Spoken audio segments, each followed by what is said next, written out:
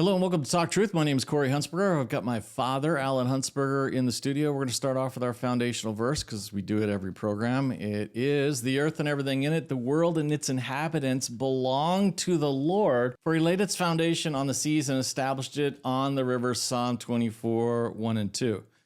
So for people watching this show for the very first time, you're going, why do you guys start off with a verse and such a random one like that? Well, it's our foundation because...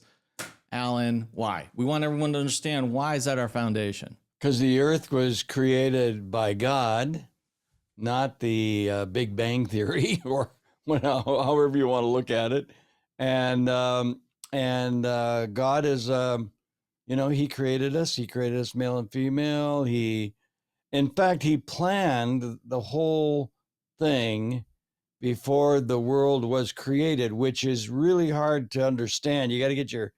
It's hard to understand and get your feet into it. But when you start learning more and more and more about it, you start realizing that God has a plan for you and he has a plan for me. And the beautiful thing is he also gives us a choice. You can either follow his plan and do what he wants you to do, or you can go your own way and end up with the results for that. So, yeah. And also when you have that verse, it establishes that we're all here. We're on this planet. This ball spinning in space together.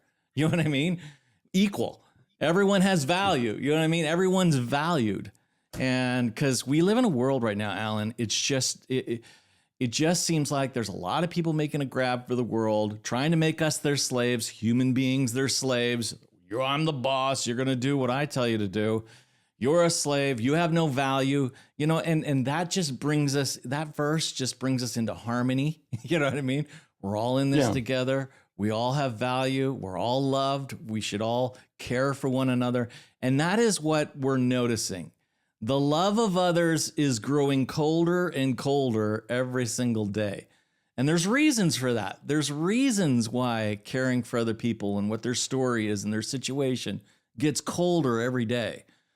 And one of the things we try to do here on the show is blow that up. And I know we've had discussions before. We love our enemies. We pray for those who are mean to us. You know what I mean? We love our neighbors. You know what I mean? Even if the guy's annoying, he doesn't shovel his walk. He doesn't cut his grass.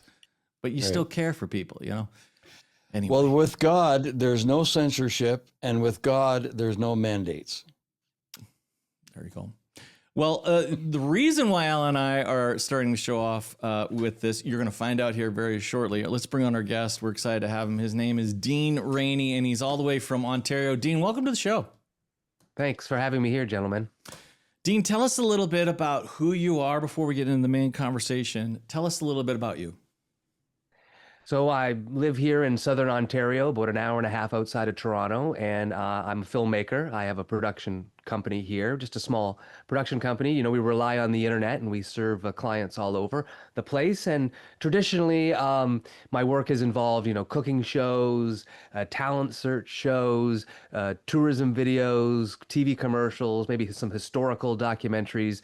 But I've never really delved into the realm of geopolitics or politics or anything sort of social until most recently. We just completed a film called Why Can't We Talk About This? And it's about a man in my hometown here with an mRNA vaccine injury. Yeah, let's watch the trailer and then we'll come back and talk about it.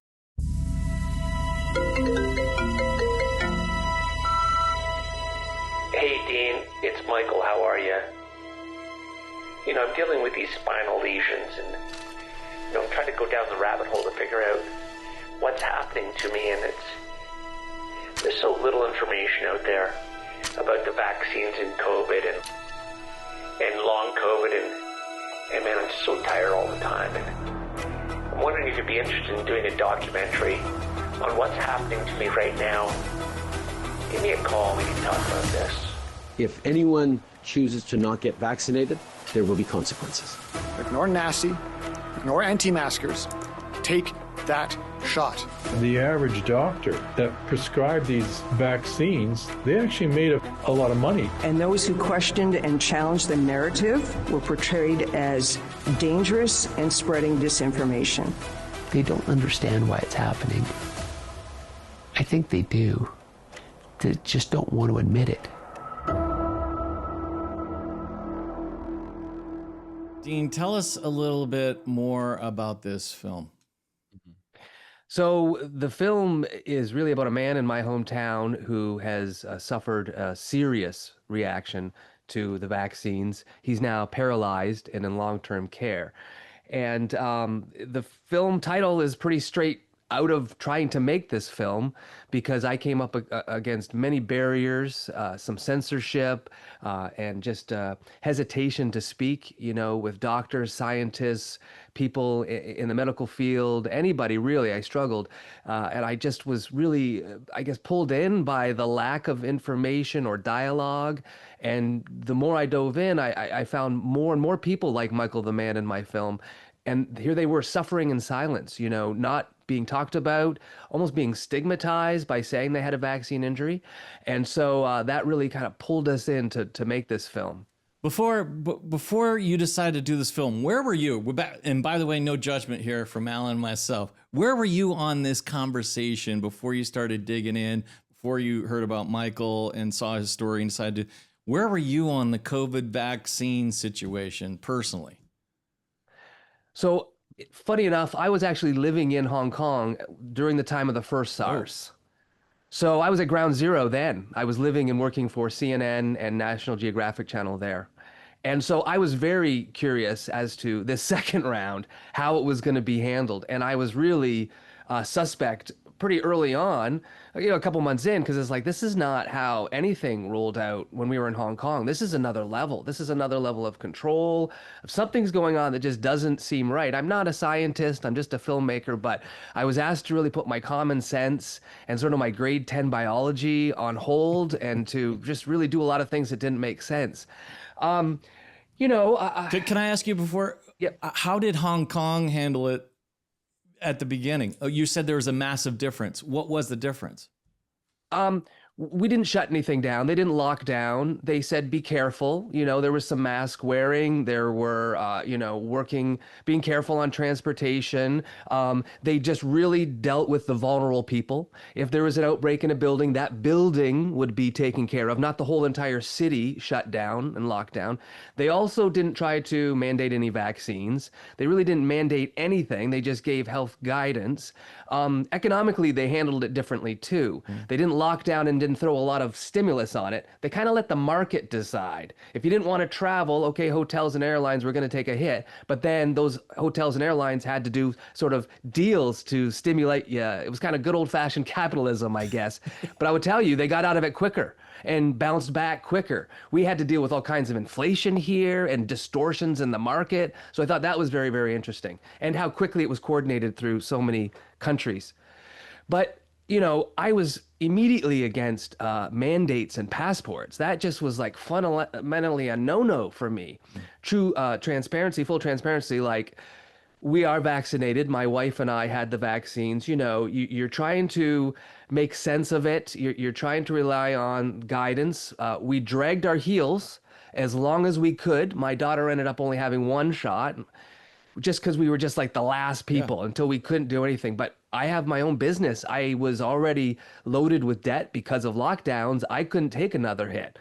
And so I had a lot of respect for those. I did have friends that were not vaccinated, and they took an enormous emotional hit, financially hit. So I had a lot of, respect for them. And we didn't.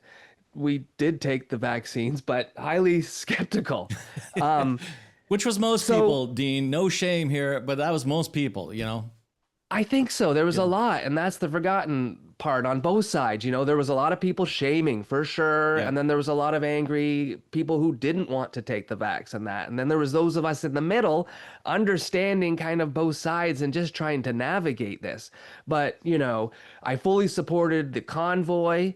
And I was vocal on social media for that, and I think I got a little bit of a backlash in my community for that. The interesting part was Michael, the gentleman in my film, was very pro-vaccine. He was very pro following the rules, and he was vocal on social media. And, I tolerated his post because he's also quite funny and personable, and, it was good political discourse that we maybe would have. But then I started to notice that something wasn't right with his health. He was posting stuff on social media, but he was not clear about what it was. There was no connection to the vaccine. He said he had a neurological event. And I was kind of following what was going on. And just because of the independent media that I tend to follow, you know, in my personal life, where I am involved in geopolitics and economics. And I thought, I think there's a connection to the vaccine here. But he was very careful. And I said, I think he feels like he can't say this. His social circle will just give him a really hard time if that's where he comes out and says that. But then one day he reached out and he called me, and because we're both filmmakers. He's a little bit older than me, not much, but he's retired down here in the small community. And he's a former filmmaker and musician. And he reached out and said, look, I either have long COVID or some vaccine injury. I've been trying to sort this out and do the research and find out. I think there might be a story here. Would you be interested in telling it? And at that point, he wasn't really aware of where I sat, maybe on the fence politically or whatever. But I thought, well, I guess I'll do this. It's still tough because I'm in a small town. I'm in the arts. Somehow the arts got really scared of the pandemic, and they really changed. The arts used to be a real strong, tool for speaking about taboo subjects, talking about controversial things. And they weren't doing that right now. So I was kind of on the outs. But we went and we did the first interview with him, and we're like, okay, I don't know what to do with this, because we don't have a business model of making these kind of documentaries. So I don't know. And I've just got this one gentleman's personal story. And my team was like, okay, this is interesting, but what are we going to do? We're just a small production company out here in the middle of nowhere. What do we have here? And then I was following a YouTuber. I was watching a YouTuber, Viva Frey, who I watch regularly. And he had a woman from Northern Ontario on his podcast, and she had a vaccine injury as well. And her experience was like 99% identical to Michael's. And that was like a flag for me. I said, oh my goodness, like, what are the odds that I'm starting to find out? Because if I tell you, if it makes any kind of media, they're not alone. There's tons behind that are not getting zero exposure. So I took this raw interview that we had with Michael, and I thought, this woman needs to know that she's not alone. So I'm going to take this raw interview. I've not edited it. I've not done anything with it. I'm just going to upload it to YouTube. I'm going to keep it unlisted so it's not public, and I'm just going to send it to the podcaster so he can pass it on to her. Maybe they'll do a follow-up interview. Maybe she knows she's not alone. There's power in numbers, something. I don't know. And then bam, 10 minutes later, the video's taken down, and I get an email saying, I am guilty of medical misinformation. I now have a strike against my channel. Don't do that again. Well, you don't tell a filmmaker that, because immediately my team, who thought, wow, no big deal, no one will ever censor us here, we got censored. Okay, game on. Yeah. So we just had to push and push and push. But there were some brave doctors and scientists that finally, we were able to reach and find and connect with. And then they came on camera and really spoke the truth of what was going on here. Nothing crazy, nothing outrageous, no weird theories, just the basic science of what's with these shots, how they work, and what they could be doing to create these troubles and problems in people like Michael. Wow. I love it. I love your story, Dean. It is fire. Let's talk about the consequences, though, because I know when you start walking down this path, there's a price to pay. What kind of price did you have to pay, regarding, because you worked with CNN and Discovery Channel and all the organizations that are very, they opinionated, and you've got friends and groups, and family. What happened to you in those categories when you were going through this? So I definitely can feel that I've lost the support of the audience that I used to have for my content that I would create. Some friends don't really feel comfortable associating, or just prefer. It's a lot of silence, it's like not necessarily them coming after me, but silence.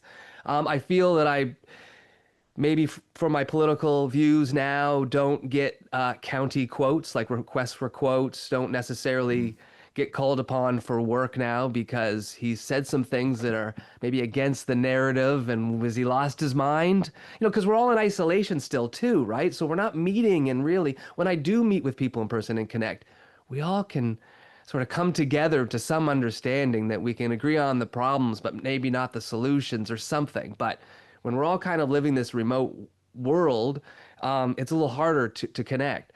So I feel, yeah, my business has taken a bit of a hit. We had no funding for this film, no sponsorship. It was just really like, well, we don't have a lot of business, but we've got this monster of a topic and issue. Let's just take it as far as we can and see if we have something on the other side.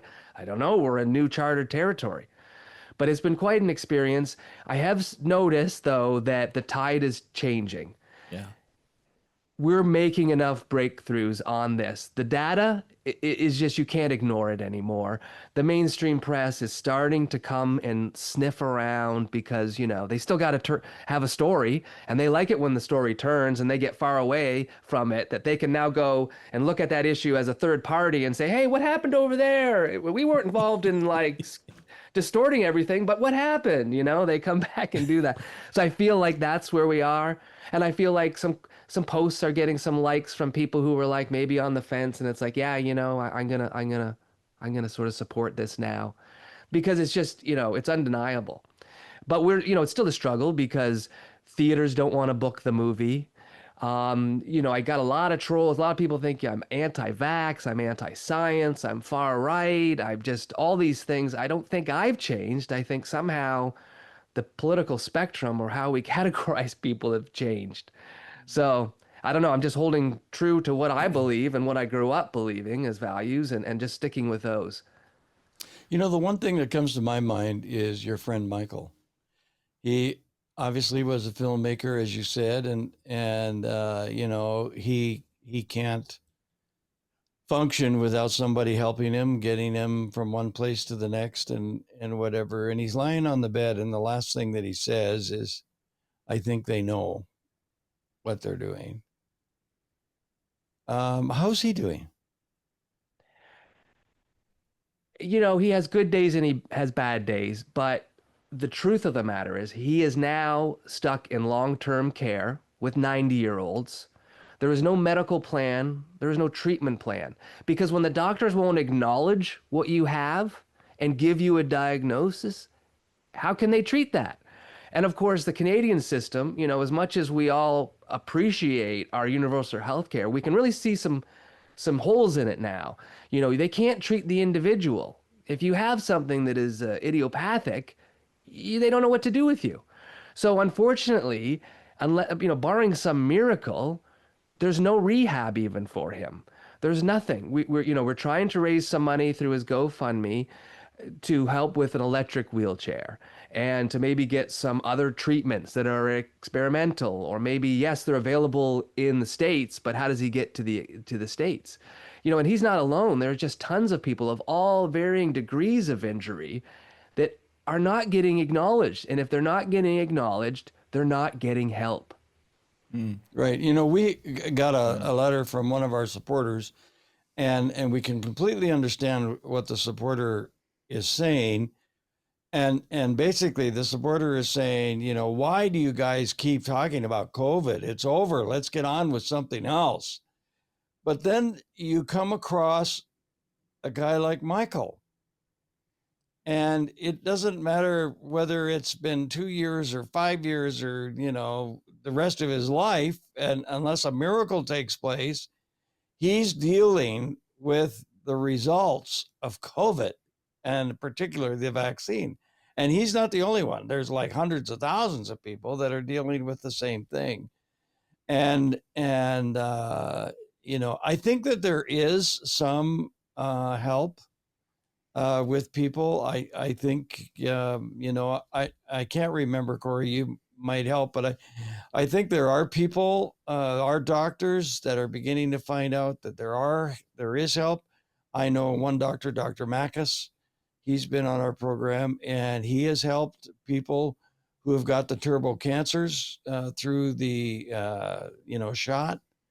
So, I mean, please tell your friend that, you know, we I'm so sorry, and we're praying for him, and hope that someday there will be some doctors and whatever that'll grab the bull by the horns and get him back to what he understood as normal.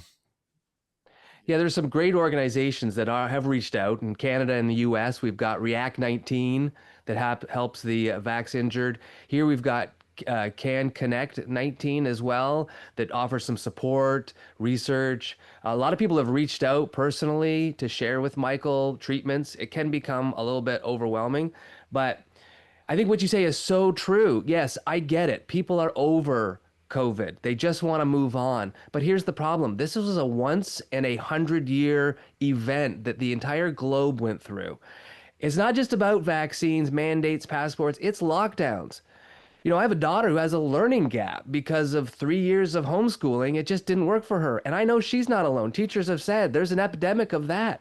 My business was saddled with $60,000 worth of debt that I never had prior to that because of lockdowns.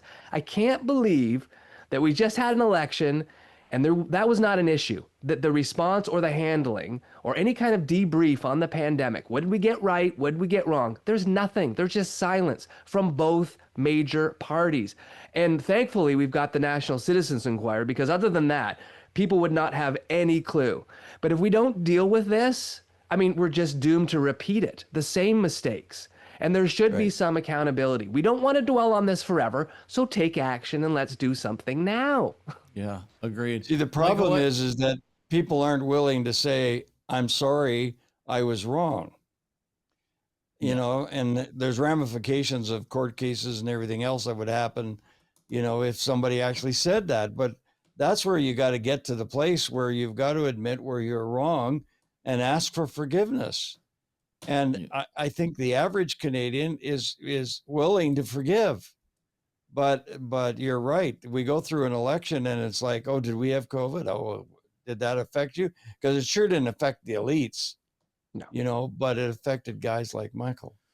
Yeah, and Michael's story, I think we have some PR firm out there has made doubling down the new way to handle crisis, and I think that is dangerous and scary. All our politicians, whenever they get caught, whenever they break something, they double down, and that's going to lead to more and more disasters. Let me ask you this: since you're a filmmaker and you follow the story, and you, as a filmmaker, you get to see things differently than most people because you're building the story, you're creating it, you're piecing things together.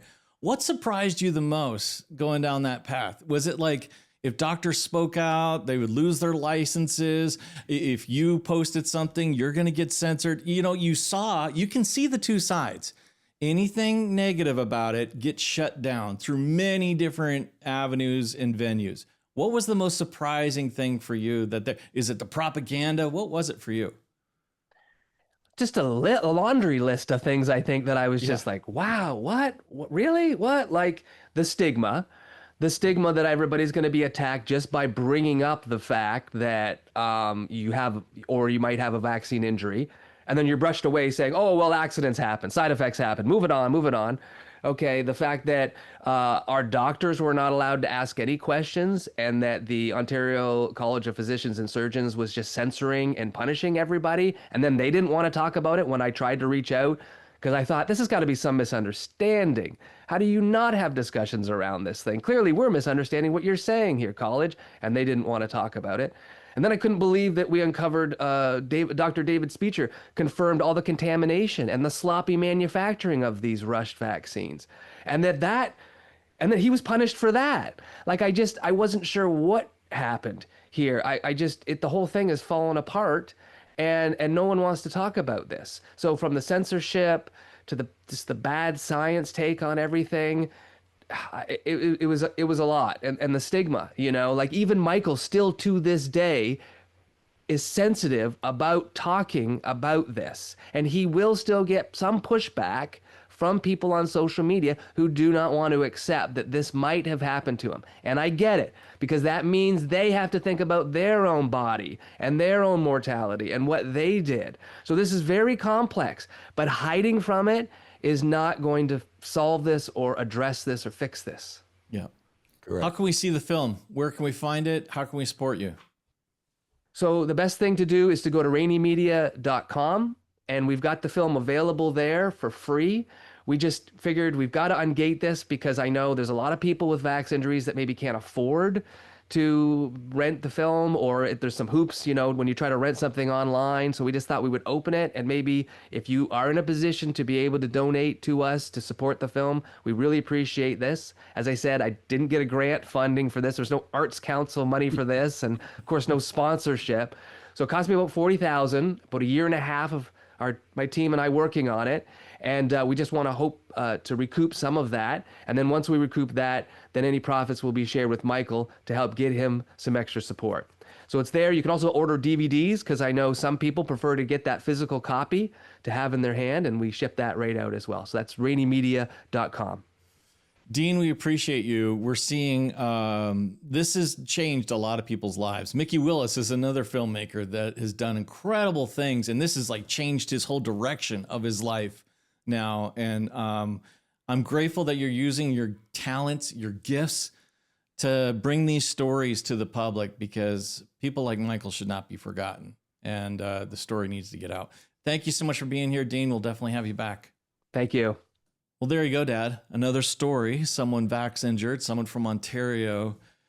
God bless Dean and taking the heat and the expense and piecing that together.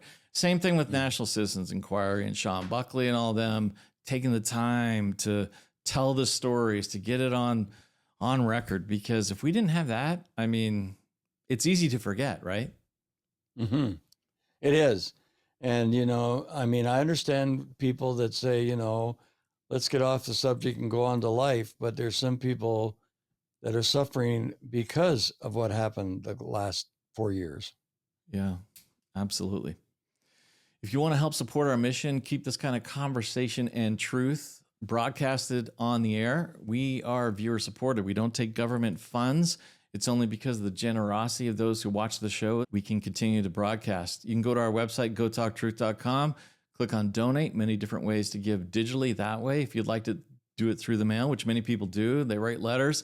You can do it through the mail. You can make your gift payable to Heritage Christian Ministries Association and send it to 246 Stewart Green, Southwest, Suite 3260, Calgary, Alberta, T3H 3C8. All your gifts are tax deductible. And if you'd like prayer, we have it available 24/7. You can call our 800 number, 1-800-915-0056 in Canada, and someone from our prayer team will pray with you. All right, Dad, where'd you go? All right, Dad, we're out of time. We'll see you later. Love you.